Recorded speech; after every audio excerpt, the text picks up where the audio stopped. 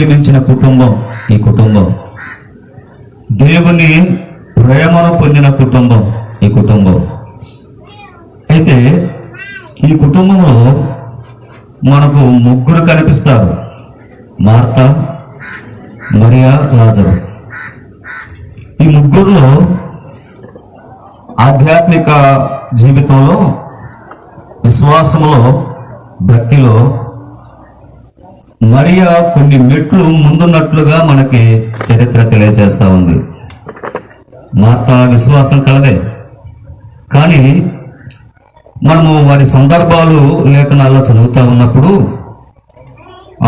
భక్తి జీవితంలో, విశ్వాసంలో, పరిచర్యలోనైనా ఏ విషయంలోనే కానివ్వండి, మరియా కొన్ని అడుగులు లేదా కొన్ని మెట్లు ఇద్దరి కంటే ముందుగా ఉంది. పరిశుద్ధాత్మను మనకు తేటగా ఆ సంగతులు తెలియజేస్తా ఉన్నాడు.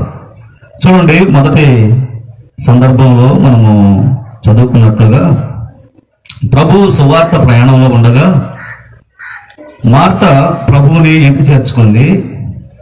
ఆమె విస్తారమైన పని పెట్టుకొని ప్రభు పాదాలను పోగొట్టుకుంది, ప్రభు పాద సహవాసాన్ని పోగొట్టుకుంది. ప్రభువు ఆమె ఇంట్లోనే ఉన్నాడు, కానీ చేర్చుకుంది, ప్రేమించింది, కానీ దేవుని మాటలు పోగొట్టుకుంది, సహవాసాన్ని పోగొట్టుకుంది. కానీ మరియా అది కోల్పోవటానికి ఇష్టపడలేదు. మరియా అది కోల్పోవటానికి ఇష్టపడలేదు. ఆ పనుల కంటే, సహోదరి మార్త కంటే మరియా ఎక్కువగా దేవుని ప్రేమించి దేవుని పాదములకు విలువిచ్చింది, దేవుని పాదాలకు విలువిచ్చింది. మనం చదువుకున్న 3 సందర్భాల్లో మనం బాగా గ్రహిస్తే, దేవుడిచ్చిన తలంపును బట్టి, పరిశుద్ధాత్ముడిచ్చిన తలంపును బట్టి మరియా నివాసము ప్రభు పాదాలే.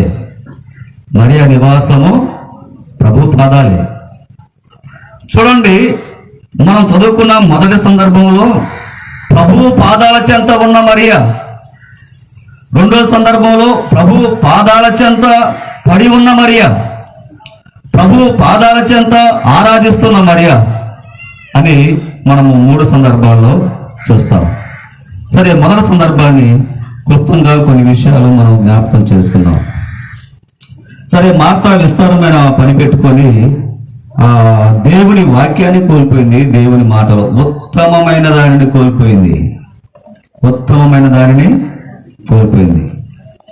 సరే, ఇక్కడ మనం చూస్తే ఈ మార్తా వచ్చి చాలా విషయాలు అక్కడ ప్రభుతో సంభాషణ చేసిన సందర్భాలు చూస్తాం. తొందరపడ్డది, ఆమె ఇంట్లోనే ఉంది, కానీ విస్తారమైన పనిని బట్టి ఒంటరితనాన్ని అనుభవిస్తూ ఉంది. మరి చాలా విచారానికి లోనైపోయింది, కోప్పడ్డది, ప్రభువుని ప్రశ్నించింది. తర్వాత మరలా నాకు సహాయం చేయమని, సలహా ఇవ్వమని మరలా ప్రభువుని అడుగుతా ఉంది. ఇవన్నీ మార్తా జీవితంలో మనం చూస్తాం. ఇప్పుడు మార్తా ప్రస్తావన మనకి అంతగా అవసరం లేదు, కానీ పిల్లరా మరియను గురించి మనం జ్ఞాపకం చేసుకుందాం.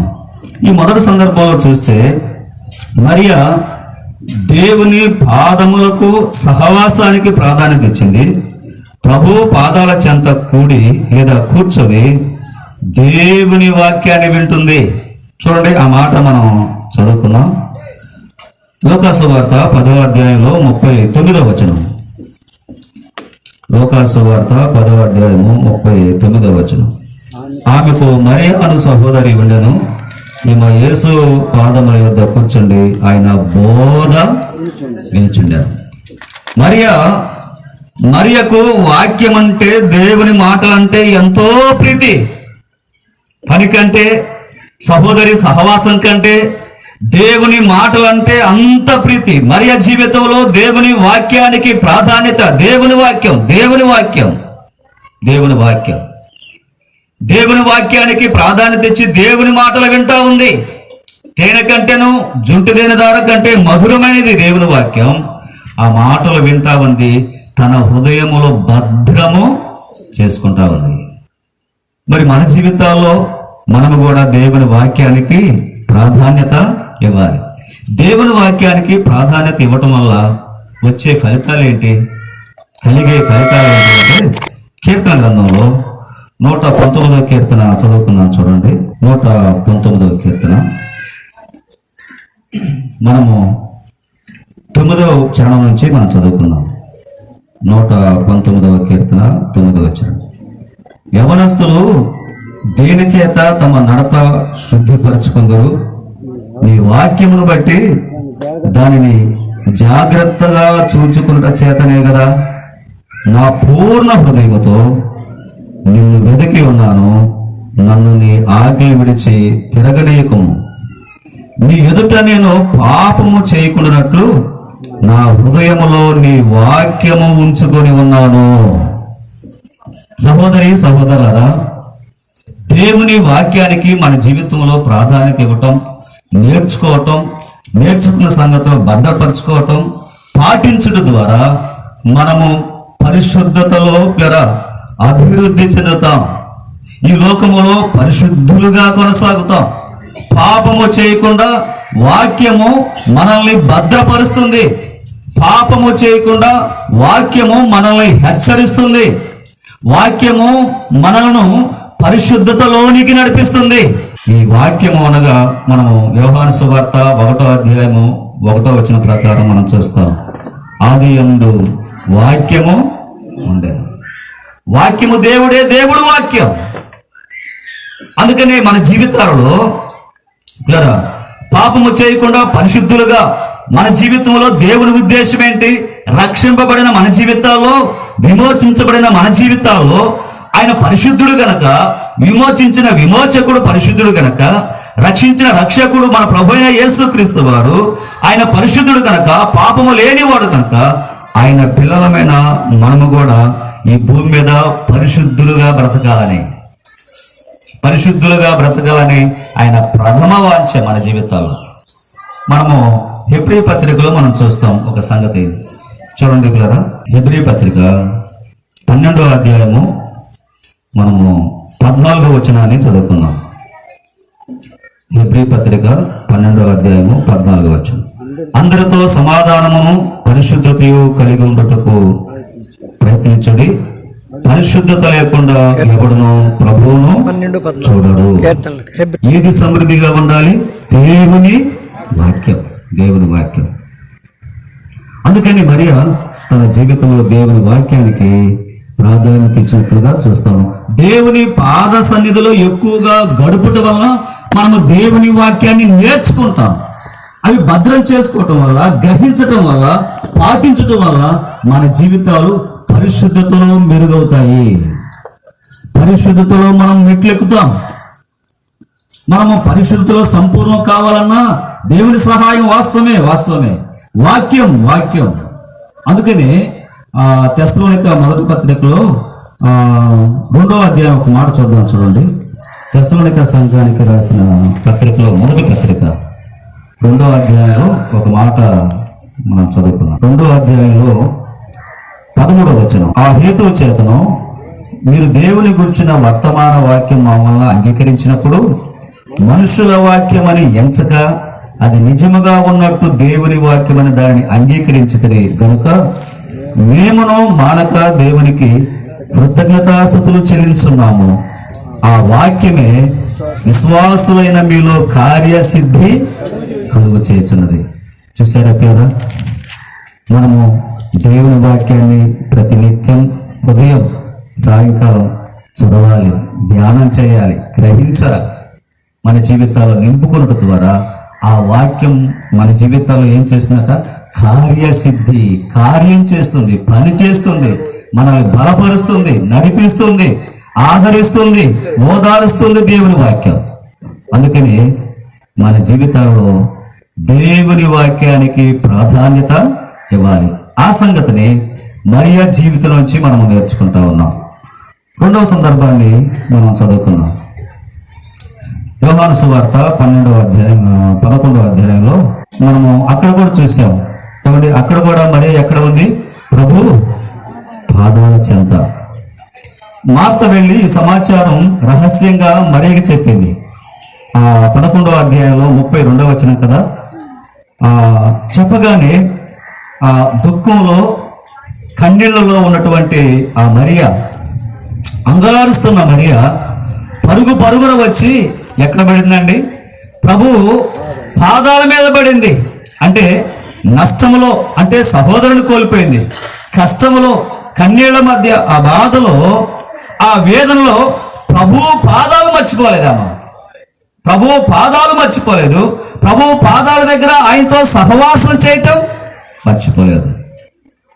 శ్రమైన, ఖడ్గమైన, మరణమైన, అది వేదనైనా ఏదైనాను చూడండి, మరియ జీవితంలో మనం గమనిస్తే ప్రభువు పాదాలు విడిచిపెట్టలేదు. ప్రభువు పాదాలు విడిచిపెట్టలేదు.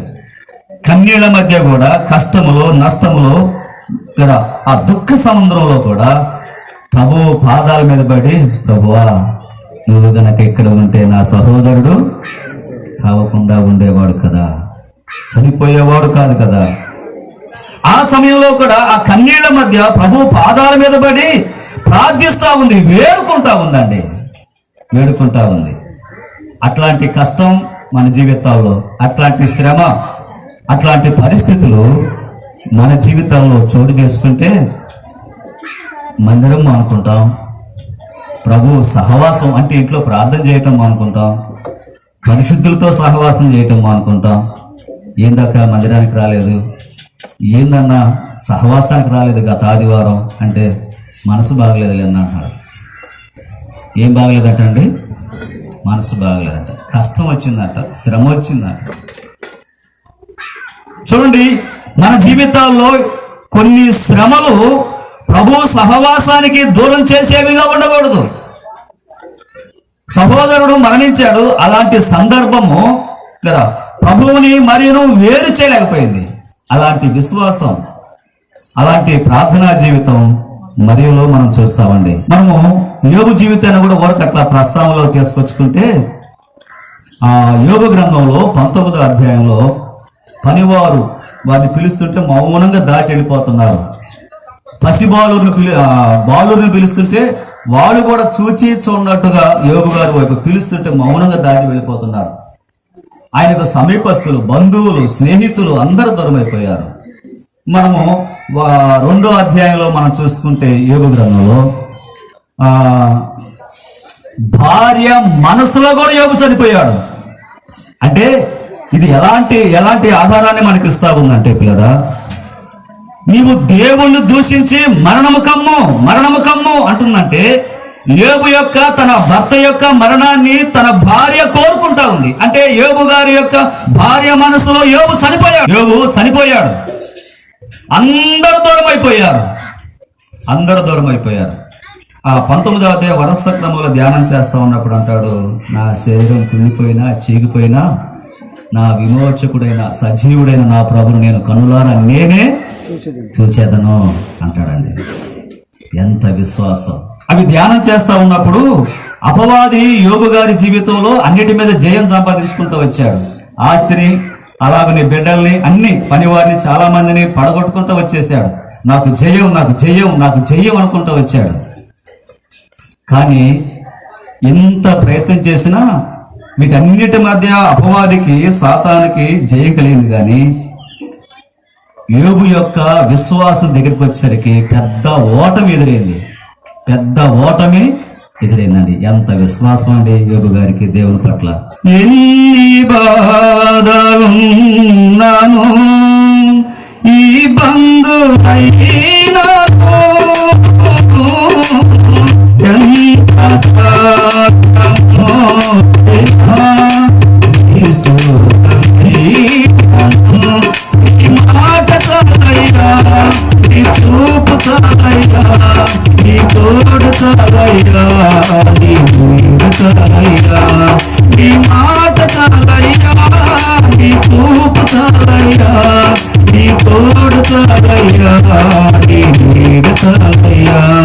నీవుంటే నాకు చాలు యేసయ్యా,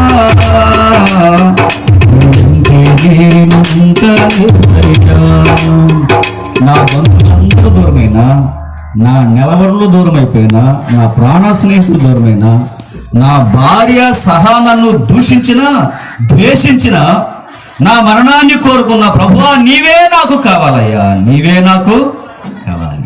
ఎంత విశ్వాసం అండి, ఎంత విశ్వాసం! మన జీవితంలో కష్టము, శ్రమ, కన్నీళ్లు వచ్చినప్పుడు మరియను జ్ఞాపకం చేసుకోవాలి. అలాగనే యోబు గారిని మనం జ్ఞాపకం చేసుకోవాలి. వాళ్ళు మనకెంతో మాదిరిగా ఉన్నారు. కాబట్టి ప్రియమైన సహోదరి సహోదరులారా, మరియ జీవితం నుంచి మనం నేర్చుకుంటుంది ఏందయ్యా అంటే, ఆమె జీవితంలో సహోదరుని కోల్పోయినా, నష్టపోయినా, మరణకరమైన పరిస్థితులు వారి కుటుంబంలో ఆవరించిన ఆమె మాత్రం యేసయ్య పాదాలు మర్చిపోలేదు. మన జీవితాల్లో కూడా మీరు అలాగే ఉండాలని నాకు నేను బోధించుకుంటున్నాను, మీకు కూడా బోధిస్తా ఉన్నాను. అది ఏదైనా మనల్ని దేవుని ప్రేమ నుండి, సహవాసం నుండి ఎడబాపేదై ఉండకూడదు. అందుకని రోమాపత్రికలో మనం ఒక మాట చూస్తాం. చూడండి, రోమాపత్రిక 8వ అధ్యాయము 18వ వచనం. రోమాపత్రిక 8వ అధ్యాయము 18వ వచనం. మన ఎడల ప్రత్యక్షము కాబో మహిమ ఎదుట ఇప్పటి కాలపు శ్రమలు ఎన్నదగినవి కావని ఎంచుచున్నాను. దేవుడు మనకు సిద్ధపరిచిన మహిమ ఎదుట, ఆ మహిమ ఎదుట ఆయన సిద్ధపరిచాడు. పరలోకం, మహిమ, బహుమానాలు. ఆ మహిమ ఎదుట, అక్కడ మన ఆధిక్య ఎదుట, మన పౌరస్థితి ఎదుట ఈ లోకపు శ్రమలో ఎన్నదగినవి కావు.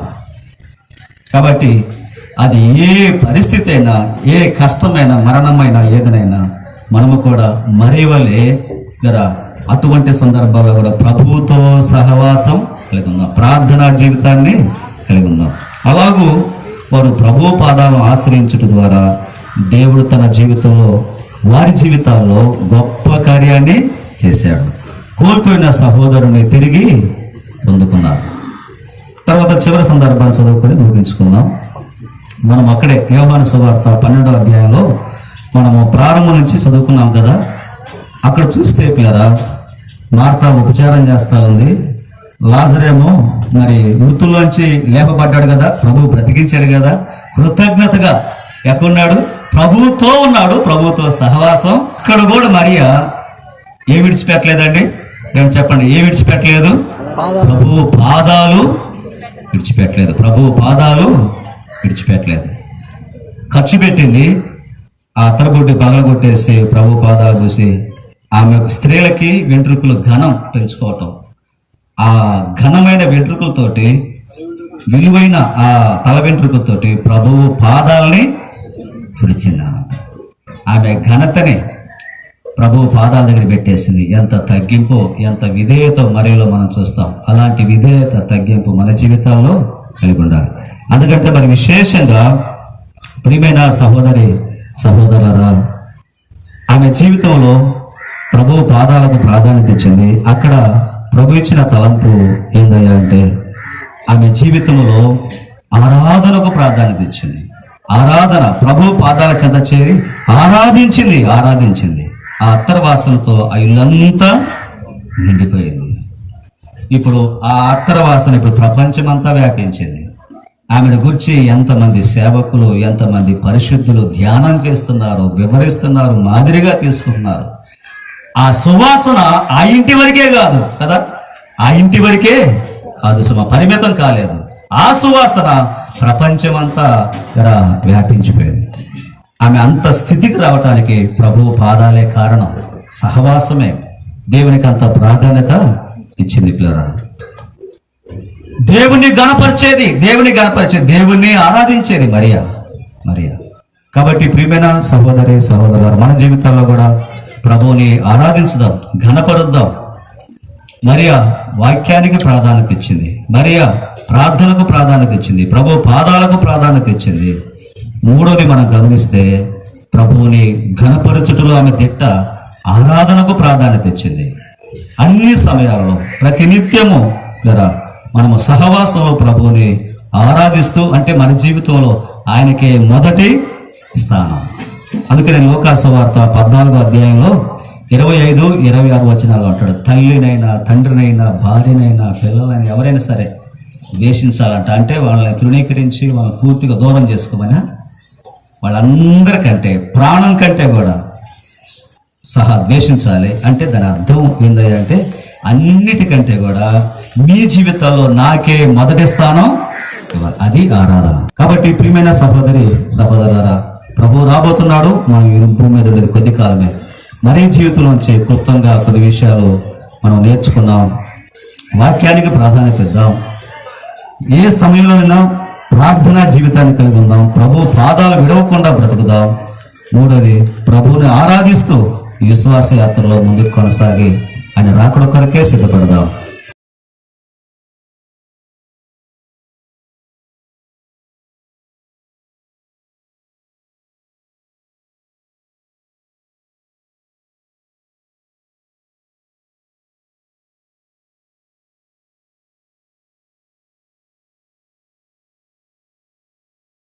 ఈ వీడియో మీకు నచ్చినట్లయితే లైక్ చేయండి మరియు షేర్ చేయండి. సబ్స్క్రైబ్ చేయడం మాత్రం మర్చిపోకండి. సబ్స్క్రైబ్ బటన్ పక్కనే ఉన్నటువంటి గంట సింబల్ కూడా మీరు నొక్కండి. అప్పుడు మాత్రమే మేము అప్లోడ్ చేసే ప్రతి కొత్త వీడియో నోటిఫికేషన్ ద్వారా మీకు అందుతుంది. Thank you for watching.